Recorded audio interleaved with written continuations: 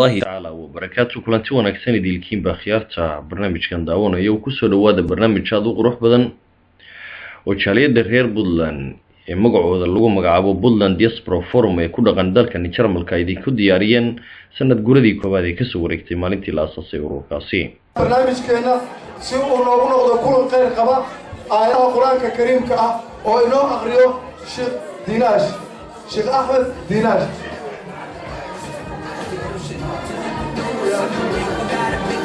أعوذ بالله من الشيطان الرجيم بسم الله الرحمن الرحيم أعوذ بالله من الشيطان الرجيم بسم الله الرحمن الرحيم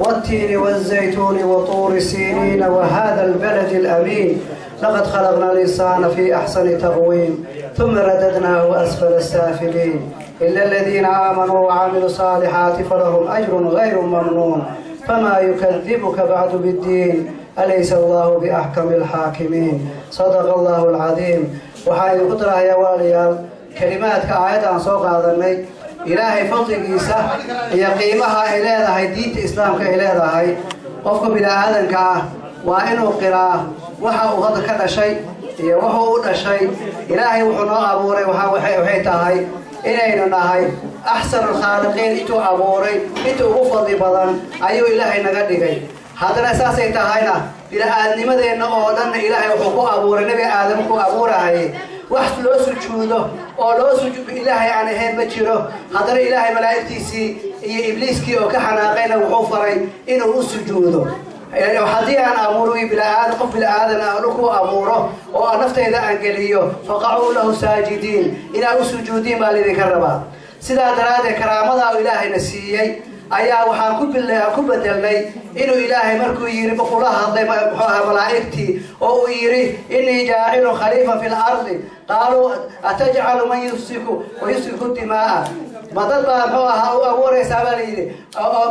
dhibaato u keensanaya dhulkana ku daadinaya dhiigii ilaahay wuxuu ku jiray inni a'lamu ma la ta'lamuun وعلم الآدم الأسماء كلها إلهي وحوبري كان النبي آدم وحوبري مقعيدي أودن بوبري إنه نلك مسؤول كنا غنكره أيو قارسيي لكن وحكهم هاي إن قفك بلا آدم كاه إنه إلا بعد إلهي أمور كيسي قيمها ونسيي سجودي إلهي نو سجودي إنت إلهي أموري أودن نو سجودي إسكي إلونه أو أمانة أو كلا بحر كتبك إلهي أن كترنه أو القرآن كي كفقانه أو أن ماتا سوق وحان إلهي نو أمرين نبينا أنا أمرين وحكسر إمانة يتقف إسقرنا يقف بلا آدم دلها تاسع وحكينا سأقولك إن أردنا إلهي تفهم إلهي قالوا الله أنا وأقفعه أنتي قرآن بقشة كنا أنفعنا الله نقدره غير تاسع يكون سوق بنايا بدل بعد ما دام أرمها برشة لك شيء دمان أنت بهذا إسبورتي وهذا أنا أكو هذا هيا ولكن شاش بقيسنا أكو هذا هيا أحمد موسى كذلك أنا أكو هذا هيا دمان بهويت إسبورتي وصومالينا وحاول تعسينا هيا نبكي هو كوالو نقول عاي هذا هاي بهذا إسبورتي أو هو الرجال وليد معاني اللهم نحرسته هذا حاجية مرويش يوم سعيد مقابل لكن وحاول فلسطين إنه إلهي عفيه أنتي وحقبتني إني عفيسه وعليه إني عفيه ما هو معنا أنتي صدق قاتنا الله نقدره وماذا قلت لنا هذه الخير كهدو كابطه نمع على عامة كذا هذه وحده كنت لله قلت لنا إني إسقاط قبصدان وماذا صوما كنت بقى عبدت مكينه وقروح أما تقول واي وصومالي أردن باسكال بوتيلان إسكملها يا قولي لو سي بوتيلان باسكاله وماذا صوماليين بعد كمتين تذكر حواها برنامج كأنه واتحنا ونص عدا وقت في عنه وايسنا وإحنا حكينا يا مجران إلى هنا ونوكر كاري وحايمك هاتنا خدك يوسف ترى قدوميها جالية بوتيلان جود قبلنا سكلا أردن يوح أردن با هذا إن شاء الله مركز دورة شلي ما تنا وجعلنا سيدات أيين ناصي أعلان ومعمل كأولان وتدانن محمد عبد الرحمن أيام بسور دوينيا واقع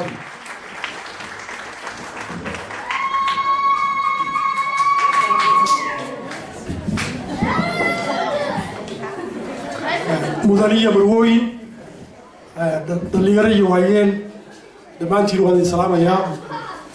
سلام كل يلابه waxaan rabaa jecelahay inaan si gaar ah salaan iyo mahadcelin u jeediyo jaaliyadda Puntland Diaspora Forum Northern Festival khaasatan gabdhaha munaasabada tan quruxda badan isku soo hagaajiyay munaasabada tan waad mahadsantihiin sidoo kale waxaan salaan kaliya laaba u jeedinayaa fanaaniinteedna xabari iyo colkiisa oo runtii munaasabad walba waanu qabsanayno haddaan Puntland nahay ama Soomaali weyn intaba inoo qurxiya ina garab taagan ayagana salaan kaliya laaba ayaan halkan uga soo gudbinayaa sidoo kale waxaan salaantaan la mid ah u soo tabinayaa jaaliyadaha Soomaaliyeed ee caawa nagala soo qayb galay munaasabada tan aan ugu daahfurayno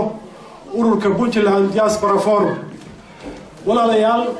ururkan la yiraahdo Puntland Diaspora Forum waxa fikradiisu ka timi markii ugu horeysay cariga Mareykanka ujeedadiisuna waxay ahayd in la mideeyo marka ugu horeysa jaaliyadaha Soomaaliyeed ama jaaliyadaha reer Puntland ee qurba joogta ah markii reer Puntland la mideeyo in loo gudbo jaaliyadihii Soomaaliyeed sidii loo mideyn lahaa hadafkaasi ama ujeedadaasi waxay noqotay mid aad loogu bogay oo u soo talaabay qaaradda Yurub waxaa laga sameeyay ururkan wadamo badan oo Yurub ah anagu haddaanu nahay jaaliyadda reer Germany sanadkii hore ayaanu aasaasnay ururka PDF ama Puntland Diaspora Forum waxaanu ka aasaasnay magaalada Rüsselsheim meel u dhow magaalada Frankfurt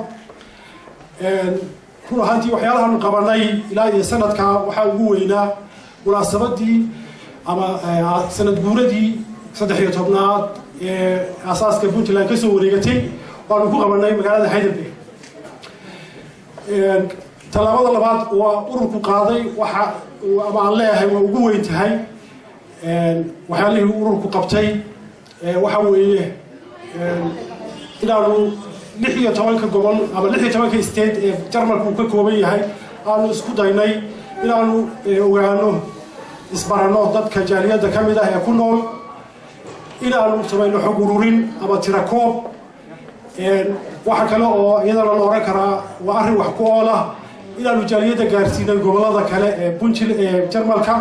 sida halkan ka muuqato 3 bilood ka hor baa la bilaabay halkan Bonn waad arkaysaan heerka uu marayo ururkani sidoo kale waxaa hadda socda qabanqaabada dhanka München iyo gobolka Bayern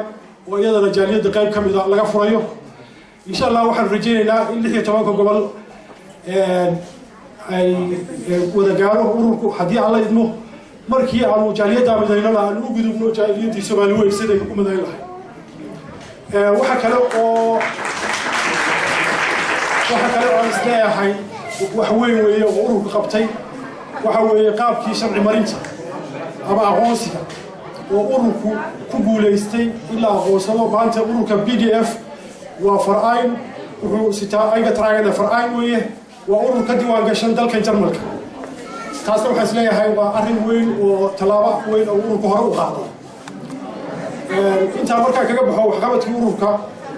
waxaa hor yaalla ururka dhowr arrimood shirki u dambeeyay oo aanu ku yeelanay magaalada Darmstadt waxaa dadku isku raacay laba arrimood in wax laga qabto ugu horeyn mid ugu horeysa waxa weeye sidii caruurteena ubadkeena halkan ku dhashay ama ku barbaaray dhaqan celis loogu samayn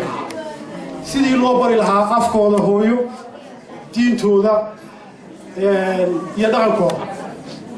hadafka ugu weyn oo ururka leeyahay wax kale ma aha ma nihin annagu urur siyaasadeed ma nihin waxa weeye runtii haddaynu Soomaali nahay ama reer Puntland nahay muddo 20 sanadood ah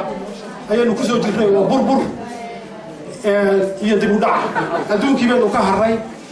sidaa awgeed ururkan hadafkiisa waxa weeye in aynu sare u kacno inaynu danaheena qabsano inaynu wax qabsano inaynu bulsho muuqata noqono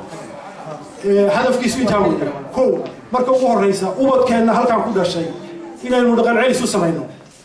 talaabada labaad hadafka ururku leeyahay waxa weeye in integration loo sameeyo ama soo dhaweyn ama sidii dalka ay ula qabsan lahaayeen lagala shaqeeyo dadka cusub ee Soomaalida ah ee dalka soo gelaya waa labadaas qodobka soo raaca wuxuu noqonayaa sababta dalkeenu wax ugu qabanaa taas waxaan filayaa inay tahay arrin maaragtay dambe oo ururku markuu hana qaado laga hadli karayo balse bayska ugu horeeya labadaas ku kooban yahay qof walba oo inaga ka mid ah dambaa ugu jirta ubadkeen waxaa runtii muddo badan baa loo soo qaxayay Yurub iyo Mareykan waxaa dhici doonta dhawaan insha Allah waan rajaynaynaa in dalkii Soomaaliya loo qaxo inaynu wada noqono inagoo dhan dalkeeni maanta batrool baa laga helay dhawaan baa la soo saarayaa dalkii laga soo carari jiray ayaa loo carari doonaa marka waa inaynu baraa carruurteenna afkeena iyo dhaqankeena waa iyagoo intaa yaqaana ay dalkoodii ku noqdaan berritooda hadalka waa ku dheeraaday iga raalli ahaada hadafka intaasaan kusoo koobayaa waa salaamantihiin wasalaamu calaykum waraxmatullahi wabarakaatu boon ee xafladooda ay soo bandhigeen ama ay soo diyaariyeen hablaha Puntland Diaspora Forum magaalada Boon waxaan aad iyo aad ugu faraxsanahay runtii sida looga soo qayb galay maanta wanaagan sharafta ka muuqato aad iyo aad baan ugu mahadsantihiin haddii aan ka warramo ururkan ujeedadiisa iyo muxuu ahaa waxa loogu qon leeyahay qof walba waa uu isku ogyahay farcayn ama waxa loo yaqaano muxuu ahaa urur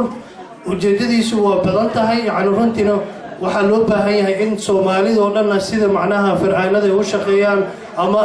يعني runtii wax loo soo yani loo qabsado in aan anagu laftigeeno aanu sida macnaha hadda aas aanu u nahay oo aanu ku bilaabanay halkan